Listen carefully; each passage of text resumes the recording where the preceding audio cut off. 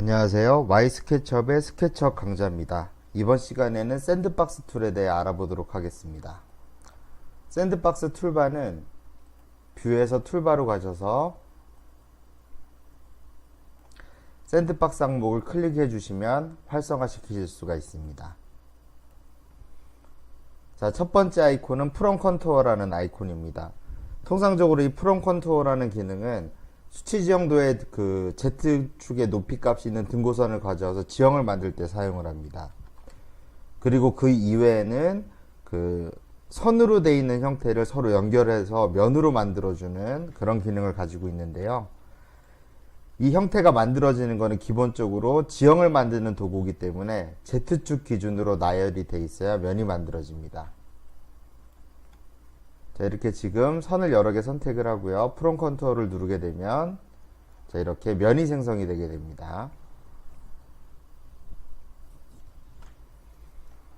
그래서 수치 지형도를 가지고 작업을 하게 되면 시간이 약간 소요가 됩니다. 거의 10분 미만으로 다 지형이 생성이 되게 되고요. 그렇게 해서 이제 지형 분석이나 아니면 사이트 제작에 많이 활용을 하는 그런 도구가 되겠습니다. 자, 두 번째 프롬 스크래치라는 기능이 있는데요. 이거는 수치 지형도는 없지만 지형을 임의적으로 만들고 싶을 때 사용하는 도구고요. 일단 그 지형을 만들기 위한 백그라운드를 만드는 그런 도구입니다. 자, 프롬 스크래치를 누르시면 VCB 창에 그리드 스페이싱이라고 나와 있습니다. 지금 3000으로 되어 있는데요. 자, 클릭하고 이렇게 커서를 움직이게 되면 3000mm 단위로 이렇게 점이 보이게 됩니다. 자, 클릭해서 X, Y축으로 이렇게 클릭을 해주시면 사각형으로 이루어진 이런 면이 만들어지는데요. 셀렉트 툴로 트리플 클릭을 해보시면 삼각망으로 구성되어 있는 걸 보실 수가 있습니다. 지금 점선으로 되어 있는 부분은 실제로는 선이 있지만 숨겨져 있는 형태가 점으로 표시가 되는 거고요. 자, 그리고 그리드 스페이싱을 바꾸게 되면 자, 1500으로 바꿨습니다. 자, 같은 길이라도 아까보다 좀 더 촘촘한 그리드를 그리실 수가 있습니다. 자, 이게 임의적으로 지형을 만들거나 비선형 형태를 만드는 백그라운드가 되고요. 자, 그 다음에 이게 만들어지는 경우에 그룹으로 묶여져 있습니다. 그래서 더블 클릭해서 편집 상태로 만들어 주시고요. 자, 세 번째 스무브라는 도구가 있습니다. 자, 스무브는 그 합성어인데요. 무브하고 스무스하고 합성어라고 저는 추측을 하고 있습니다. 부드럽게 이동을 하는 도구라는 뜻이 될 텐데요. 자, 스무브 도구를 누르시면 이렇게 반지름이 표시가 되게 됩니다. 지금 6000으로 되어 있죠. 자, 3000을 입력하고 엔터를 누르시면 원의 반경이 줄어들게 됩니다. 자, 이 상태에서 클릭을 하게 되면 클릭되어 있는 부분이 이렇게 위쪽으로 올라가게 되고요. 원의 중심에서 멀어질수록 보다 적은 값들이 적용이 되게 됩니다. 자, 반경을 6000으로 바꾸고요. 자, 이렇게 클릭을 해서 이 삼각망으로 구성된 면을 원하시는 대로 수정을 하실 수가 있어요.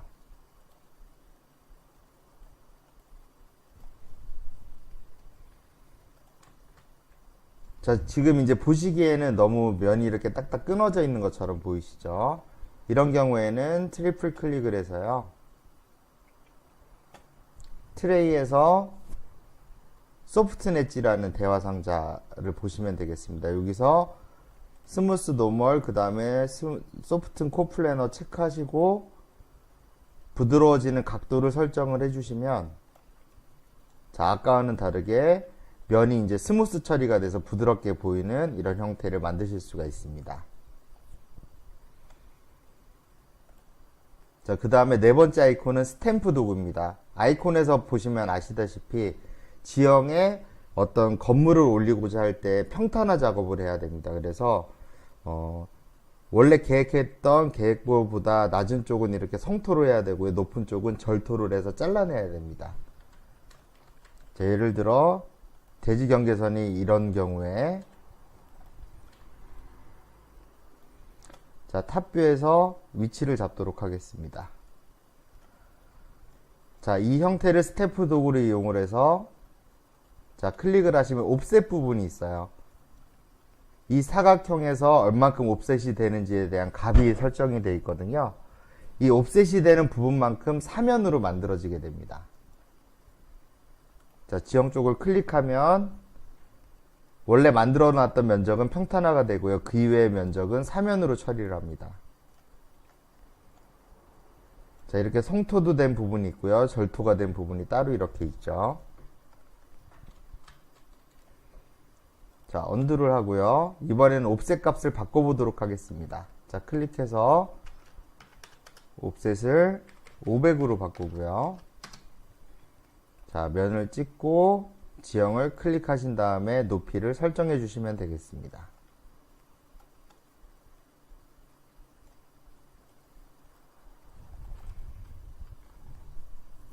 자, 그 다음 도구는 드레이프 도구입니다. 드레이프 도구는 특정 면을 지형에 투영하는 그런 도구거든요. 예를 들어 이제 이 지형에 도로가 지나간다고 했을 경우에 아크 툴로 간단하게 그려보도록 하겠습니다.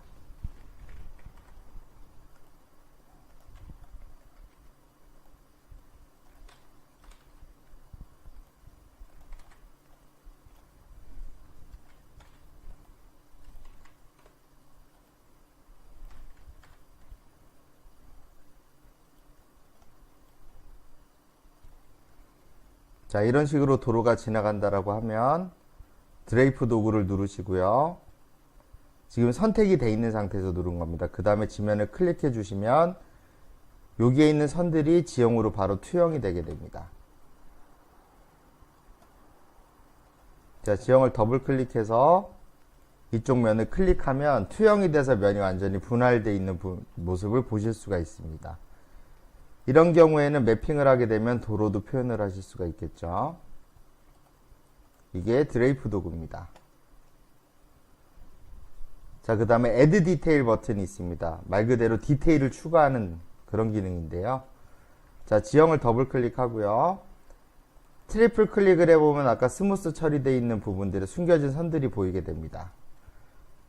자, 이렇게 되지 않은 상태에서 눈에 보이지 않기 때문에 Add Detail 도구를 좀 쓰기가 어렵거든요. 이런 경우에는 뷰에서 히든 지오메트리를 켭니다. 그럼 숨겨져 있는 객체들이 점선으로 나타나게 되고요. 자, Add Detail 버튼을 누르시고 자, 교차점을 클릭하시면 점의 높이를 조절하실 수가 있고요. 자, 면에 클릭하시면 따로 삼각망을 이렇게 만듭니다. 면을 분할해서요. 그 다음에 높이를 지정을 해주시면 보다 디테일하게 조절하실 수가 있겠죠. 자, 그리고 컨트롤을 누른 상태에서 클릭을 하시면 면이 분할만 되고요. 이 점을 끌어당기거나 하진 않습니다. 그냥 클릭하면 높이를 지정을 해 주셔야 되고요. 컨트롤 키를 누르면 면을 분할만 하게 됩니다. 자, 그리고 제가 경사진 부분에 Add Detail 한번 적용을 해 볼게요. 자, 경사진 부분에 클릭을 했을 때, 자, 이 부분은 지금 Add Detail을 할 수 없는 면이고요. 자, 이렇게 클릭을 했을 때 디테일이 추가가 되잖아요. 자, 끌어당겨지는 방향을 보시면 Z축으로 이렇게 올라가게 됩니다. 자, 면의 수직한 방향으로 가시겠다 그러면 Shift 키를 누르고 계시면 됩니다. 그러면 면의 수직한 방향으로 점을 끌어당기실 수가 있어요. 자, Shift를 놓는 순간 다시 Z축 기준으로 면하고선 이제 점이 같이 끌어당겨지게 되고요. 자, 그 다음에 마지막으로 플립 엣지가 있습니다. 플립 엣지 같은 경우에는 삼각망으로 되어 있는 상태에서 이쪽에 지금 분할하는 선 자체의 위치를 바꾸는 겁니다. 이렇게 플립을 하는 거죠. 그래서 이런 경우에는 뭐 큰 의미를 찾기는 어려우실 거예요. 이렇게 하면 여기서 플립이 될 경우에 약간의 효과들만 나타나게 되거든요. 이런 식으로. 보다 이제 확실한 예제를 좀 보여드리도록 하겠습니다.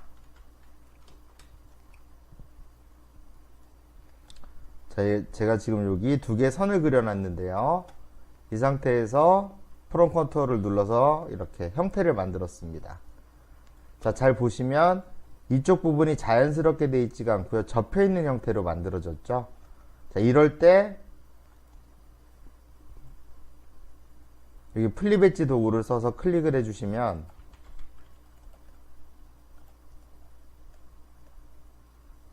자, 원하시는 형태로 형태를 수정을 하실 수가 있습니다. 이런 경우에 주로 사용하는 도구입니다.